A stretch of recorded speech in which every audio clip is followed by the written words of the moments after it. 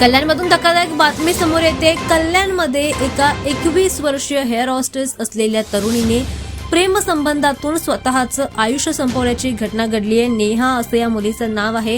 या घटनेनंतर आता परिसरामध्ये एकच खळबळ उडाल्याचं पाहायला मिळतंय। पोलिसांकडे तक्रार दाखल केल्यानंतर पोलिसांनी देखील या घटनेचा तपास करायला सुरुवात केली आहे।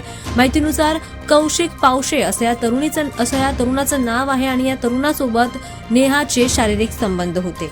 गेल्या 6 वर्षांपासून दोघं प्रेम संबंधात होते।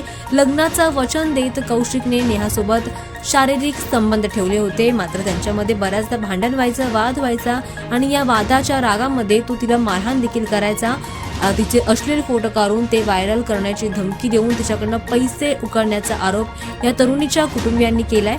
दरम्यान कामानिमित्त या तरुणीची हैदराबादला बदली झाली होती आणि तिथे जाऊन सुद्धा या तरुणाने तिला मारहाण केल्याचं समोर आलंय। त्यामुळे कुटुंबियांनी या आरोपीला लवकरात लवकर पोलीस कोठडीमध्ये घेऊन योग्य ती शिक्षा देण्याचं देखील पोलिसांकडे याबद्दलची मागणी केली आहे। पोलिसांनी गुन्हा दाखल करत आता या आरोपीचा शोध घ्यायला सुरुवात केली आहे, मात्र अजूनही आरोपी मोफाट रस्त्यावर फिरत असल्याचं कुटुंबियांनी सांगितलेलं आहे। या तरुणीच्या कुटुंबियांनी याबद्दल आक्रोश व्यक्त केलाय। आमच्या मुलीला न्याय द्या अशी मागणी या तरुणीच्या कुटुंबियांनी नातेवाईकांनी पोलिसांकडे केली आहे। दरम्यान आता आरोपी अजूनही मोकाट फिरत असल्याने संतप्त झालेल्या कुटुंबियांनी आणि शेजाऱ्यांनी पोलीस ठाण्यामध्ये मोठा गोंधळ देखील घातलेला आहे।